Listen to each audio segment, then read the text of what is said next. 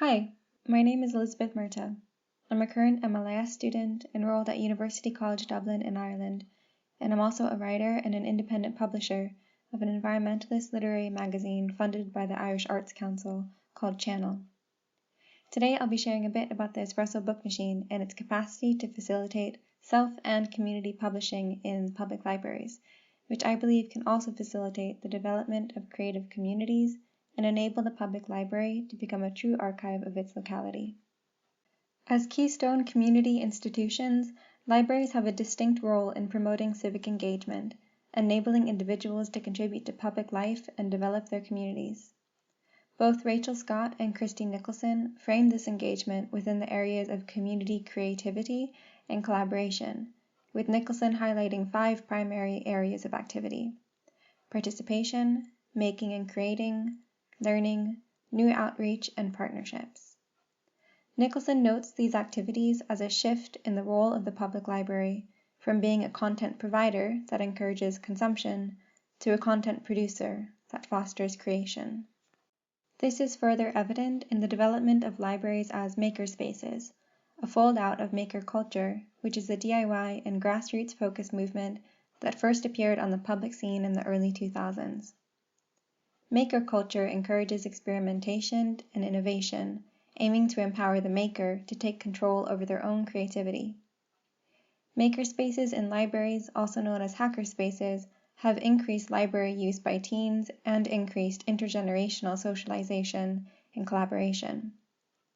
Generally speaking, a space is deemed a makerspace when access to tools and technologies are provided so that people can freely learn, experiment, and make. This can take many forms, from libraries installing sewing machines, drum kits, and 3D printers, to the development of an in-house service to facilitate patron self-publishing.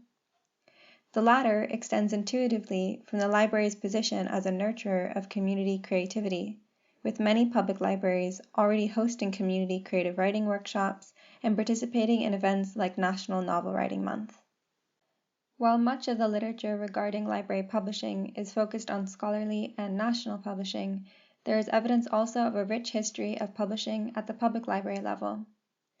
In the 1970s, Urbana Public Library began to publish works of local interest, starting with a map of Urbana that, prior to publication, had only 3 copies left in circulation.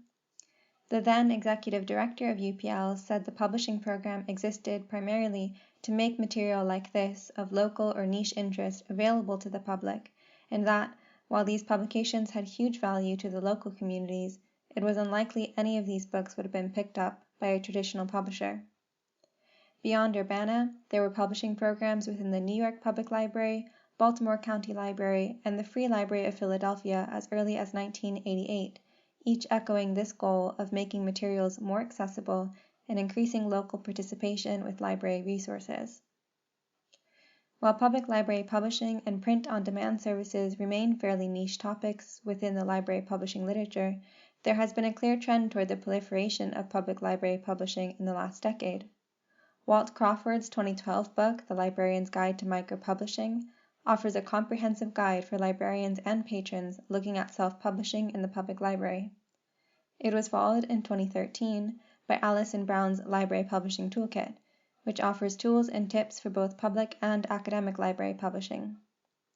Both texts are referenced extensively in the literature and emphasize public library publishing as a means of community and civic engagement.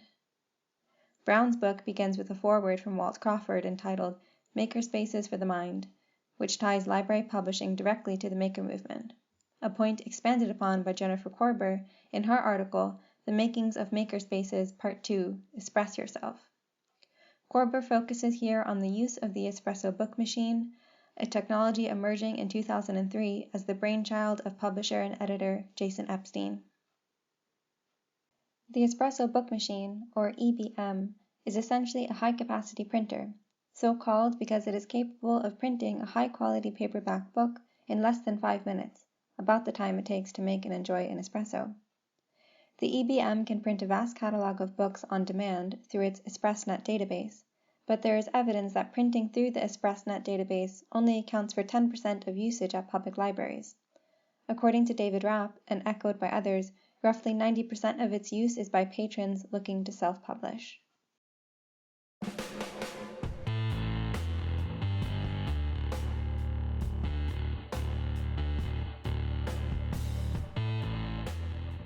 My name is Naomi Onishi, and I am a Makerspace assistant here at the Edmonton Public Library. And I'm really excited to show you the Espresso Book Machine, which is part of the EPL Makerspace.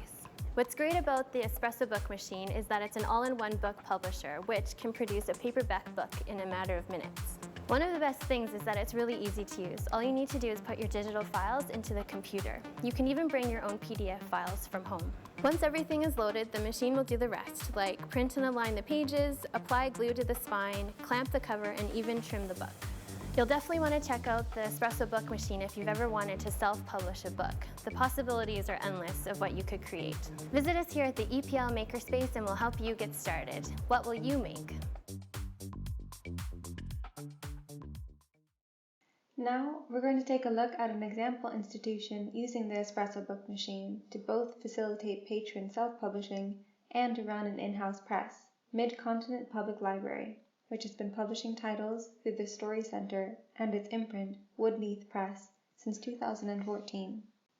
The Story Centre is an offshoot of the Mid-County Public Library established in 2013 to specifically foster storytelling in the local community. Among its many offerings, the Story Centre hosts a storytelling certificate program in partnership with a local community college and runs the Neath Press. The Storytelling Certificate program offers certification in both written and oral storytelling through a series of workshops hosted by the library on a rotating quarterly basis. The program features a wide range of workshops on topics under the categories of creation, development, and business. Participants also must complete a capstone consisting of either 2,000 words of original written work or 5 to 7 minutes of an original oral story. Participants also produce a 500-word entrance essay on what they hope to gain from the program, a 500-word book review, and a 500-word exit essay reflecting on their experience. Participation in the program is entirely free of charge, and participants who complete the certificate are invited to read their work at a culminating celebration hosted by the library. Neath Press is the publishing imprint of Midcontinent Public Library's Story Centre. They operate a library as publisher model, connecting authors to the library system throughout the entire publishing process. According to their website, the mission of Neath Press is to publish quality work in a variety of genres created by authors in the Greater Kansas City area or about the Greater Kansas City area. Authors published by Neath Press receive inclusion in the library's collection, book group opportunities through the library's 32 branches, a book launch at Neath Library Centre, programmatic opportunities with the library system and partner organizations, guidance from Square One Small Business, which is another program run by the library to foster local entrepreneurship, national and international distribution via the library's partner organizations, the opportunity to work with a graphic designer to develop their book's cover, and quarterly royalty payments. Neath Press welcomes manuscript submissions quarterly and has a fully transparent review process, which includes detailing the questions asked of the editorial board when considering manuscripts for publication. Driving home the points raised from the earlier examples of public library publishing and the development of localized collections, Neath Press requires at least one of the following 2 geographic criteria to be met in order for works to be eligible for publication. The work must either be written by a local author or be based upon local content. This means that if the author is not a resident, then the work must feature content from within the Kansas City metro area. Neath Press is also clear that submission preference is given to past or present participants of the Story Centre's Storytelling Certificate program, which furthers the opportunity to foster homegrown talent and provide opportunities for the local community to share their creative output. Neath Press uses Mid-County Public Library's Espresso Book Machine to print all its titles, but the EBM is also used by patrons looking to self-publish. The Story Centre provides a step-by-step PDF guide on their website on how to use the EBM and how to properly format a book block for printing. They provide Microsoft Word document templates with proper margins for a variety of common book sizes and offer a single cost model for self-publication. This cost model appears standard across the libraries I've researched and allows patrons to print as few as 1 or as many as 100 copies of their books. Alongside the Story Center and Neath Press, there are a number of other public library publishing initiatives to note. At present, Sacramento Public Library runs the I Street Press, which has been active since 2012. Unlike Neath Press, I Street Press is not a library imprint. Rather, all self-publication via the Espresso Book Machine falls under the care of I Street Press. According to their latest news update on their website in January 2021, the press has at this point printed 501 authors and 672 titles. Also differing from Neath Press, they offer a tiered cost model with a la carte options. The Toronto Public Library uses its EBM to run the Asquith Press book printing service. Like Neath, it offers a single cost model as well as a book printing guide and templates for authors. They also have a Pinterest page, which you can check out to see recent publications and get inspiration for your own. Two historic initiatives also stand out, the Temecula Public Library and Flash Books, and the Brooklyn Public Library, which, while only in possession of an EBM for a year, printed a wide range of community work, including young adult creative writing anthologies. The On Demand Books website provides a full, up-to-date listing of current locations with Espresso Book Machines for further perusal. The trend toward public library publishing as an extension of existing community outreach programs or makerspaces is followed by a trend to offer more structured author support services in libraries. In his 2013 article, Wanna Write a Good One?, James LaRue envisions the universalization of a library author incubator service akin to the universalization of the children's department in public libraries. He calls for libraries to offer patrons a connected network of resources that make writing and self-publishing more accessible. Among these are local creative writing workshops, local vetted editorial services, information on layout and design, directories of designers and rates, and schedules for writing events and author visits, exactly of the kind now offered by Mid-County Public Library's Story Center and Neath Press. While technology is continually and rapidly developing, the current technology for print-on-demand services has changed little since the introduction of the Espresso Book Machine in 2003.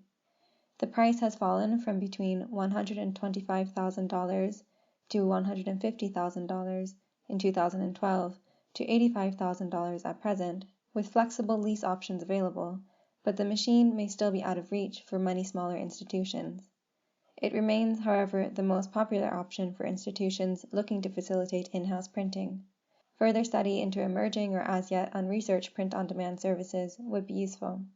With many libraries taking up the role of mediator between would-be self-publishers and the actual production of their books, further study is also needed to expand and democratize this relationship. As Catherine Conrad points out, the demographics of self-publishers trend toward middle and upper-class authors with university degrees, and the process of self-publishing a book can take up to 7 months. While free self-publishing software exists, like Smashwords and CreateSpace, the cost of sourcing professional copy editing or assistance with layout and book design can range between $150 to $1,650 in the US.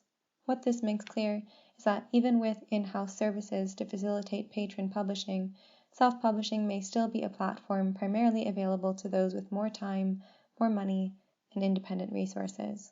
Finally, as Tom Brutto points out, creating infrastructure to assist patrons with the publishing process is not just altruistic, but a necessary quality control mechanism to help enforce standards within the self-publishing process by fostering critical and editorial oversight, which can help address any issues arising with collection development as a result of an influx of new self-published material. Thanks so much for listening. There is a bibliography to facilitate further study of the topic at the end of this presentation, which you can access anytime by downloading the slides. In the meantime, I welcome any questions or comments you might have. Please feel free to get in touch with me by the email address listed here. Thanks again.